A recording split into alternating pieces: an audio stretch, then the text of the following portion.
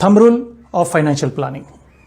दोस्तों, घर खर्च चलाते समय हमें काफ़ी सारी चीज़ों का ख्याल रखना पड़ता है, जैसे कि घर का खर्च, ईएमआई, सेविंग और इन्वेस्टमेंट और लाइफस्टाइल। ये सारी चीज़ों का मेल करते करते कभी कभी हमारे नाक में दम आ जाता है।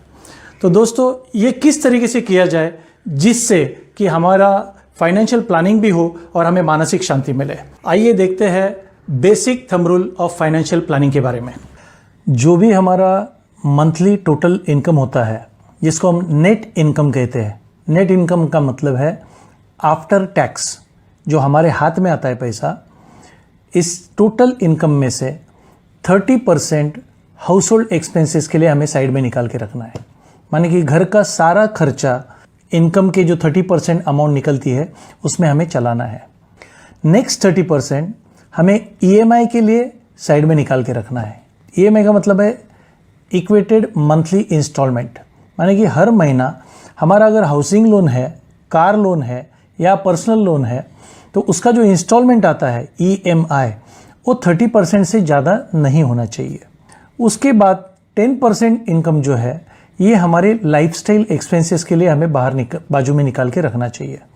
लाइफस्टाइल एक्सपेंसेस का मतलब है कि करंट लग्जरीज, माने कि लोन लेने के बावजूद और हाउसिंग एक्सपेंसेस निकालने के बावजूद हमें कुछ एक्सपेंसेस जो है बहुत ज़रूरी होते हैं, जैसे कि मूवी देखना, होटलिंग करना, आउटिंग करना। ये सारे हमारे करंट लग्जरीज हैं जो हमें साथ में करते रहना ज़रूरी है। मगर यहीं पे कई लोग चूकते हैं और 10% से ज़्यादा एक्सपेंसेस करते हैं। तो ये 10% तक सीमित अगर रहे तो हमारा फाइनेंशियल प्लानिंग बहुत बढ़िया तरीके से बैठ सकता है। Remaining 30% should be our compulsory saving. जैसे मैंने लास्ट एपिसोड में आपको कहा था कि हमारा जो इनकम होता है, उस इनकम में से सबसे पहले आपको कंपल्सरी सेविंग बाजू में निकालना है। That comes to 30%। 30% पैसा बाजू में निकालने के बाद रिमेनिंग 70% हमें किस तरीके से खर्चा करना चाहिए, ये आपको मैंने बताया। 30% towards house hold expenses, 30% towards EMI of loans and 10% toward lifestyle. आइए अब देखते हैं जो 30% कंपल्सरी सेविंग है, इसको हम किस तरीके से बाइफरकेट करेंगे। ये 30% में से 10% saving will go towards short term saving. माने 10% पैसा हमारा शॉर्ट टर्म सेविंग में हम लोग लगाने की जरूरत है। शॉर्ट टर्म सेविंग्स क्या क्या अवेलेबल है? आप बैंक में एफडी कर सकते हैं, पोस्ट ऑफिस में टाइम डिपॉजिट रख सकते हैं, म्यूचुअल फंड्स में सिप कर सकते हैं, शेयर्स में कुछ इन्वेस्ट कर सकते हैं, या तो कंपनी डिपॉजिट्स में इन्वेस्ट कर सकते हैं। चॉइस हमारी है, जहां कहीं पे हम कंफर्टेबल है वहां पे ये इन्वेस्टमेंट्स कर सकते हैं, या तो in all the investment avenues थोड़ी थोड़ी रकम हम इन्वेस्ट कर सकते हैं, सेव कर सकते हैं। ये जो शॉर्ट टर्म गोल्स है, ये निभाने के लिए इस शॉर्ट टर्म सेविंग की बहुत ज़रूरत है। अब ये शॉर्ट टर्म गोल्स क्या होते हैं? शॉर्ट टर्म गोल्स जैसे कि हमें हॉलीडे प्लान करना है, शायद 6 महीने के बाद, साल के बाद, 2 साल के बाद या 3 साल के बाद, उसके लिए शॉर्ट टर्म सेविंग होती है।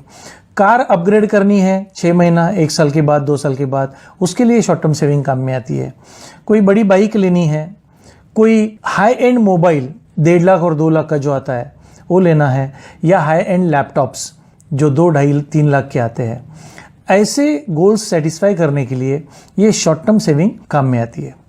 Friends, 20% of our saving out of 30% should go compulsorily towards the long term saving. Long term saving जो होती है, लॉन्ग टर्म का मतलब होता है 15 ईयर्स प्लस, शॉर्ट टर्म का मतलब होता है 1 ईयर टू 15 ईयर्स। इसमें हमें हमारी ज़रूरतें हम लोग पूरी कर सकते हैं।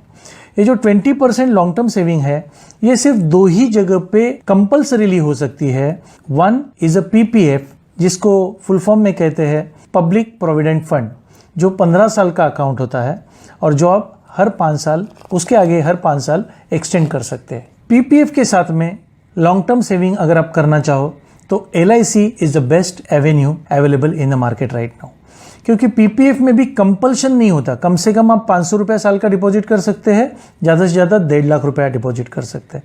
But LIC policy, that is insurance policy, अगर आप कन्वेंशनल पॉलिसी लेते हो for next 15 years, 20 years, 25 years, तो आपने एक बार उसका इंस्टॉलमेंट फिक्स कर लिया तो ये कंपलसरी सेविंग बन जाता है फॉर नेक्स्ट 15, 20, 25 ईयर्स। ये जो लॉन्ग टर्म गोल्स है हमारे लाइफ के, ये करने के लिए ये 20% saving in long term saving बहुत ज़रूरी है। ये लॉन्ग टर्म गोल्स क्या हो सकते हैं हमारे? नॉर्मली एवरी फैमिली के 3 बेसिक लॉन्ग टर्म गोल्स होते हैं। 1 is a child education, 2 is a child marriage and 3 is a old age provision. बच्चे का एजुकेशन ये बहुत ही कॉस्टली अफेयर है। सबसे ज़्यादा इन्फ्लेशन एजुकेशन में और मेडिकल ट्रीटमेंट में लगता है। फैमिली में सबसे ज़्यादा अगर लॉन्ग टर्म गोल चाहिए तो चाइल्ड एजुकेशन, जो हमें उसकी एज 15 से लेके उसकी एज 25 तक एजुकेशन में लगाने के लिए बहुत ज़रूरी पड़ता है। जब तक उसका एजुकेशन हो जाता है उसके बाद में उसके मैरिज प्रोविजन के लिए भी हमें कुछ लॉन्ग टर्म सेविंग करने पड़ते हैं। मैरिज उसका होने तक हमारी उम्र करीबन रिटायरमेंट की तरफ बढ़ जाती है और तब हमें ओल्ड एज पेंशन की बहुत ज़रूरत आती है। ये तीनों गोल्स लॉन्ग टर्म होने के कारण मिनिमम 20% ऑफ आवर सेविंग इस लॉन्ग टर्म सेविंग में डालना बहुत ज़रूरी है। फ्रेंड्स, ये जो मैंने परसेंटेज आपको बताया ये एज वाइज थोड़ा डिफर होता है। एज ग्रुप 30 to 40 में जो लोग आते हैं उनका शॉर्ट टर्म में 10% और लॉन्ग टर्म में 20% सेविंग करना बहुत ज़रूरी है। मगर यही एज जब 40 से लेके 45 तक जाती है तब शॉर्ट टर्म में भी 15% और लॉन्ग टर्म में 15% करना ज़रूरी है। जैसे जैसे एज बढ़ती है 45 to 50 के एज ग्रुप में वहाँ पे शॉर्ट टर्म सेविंग में 20% और लॉन्ग टर्म सेविंग में 10% जाना बहुत ज़रूरी है।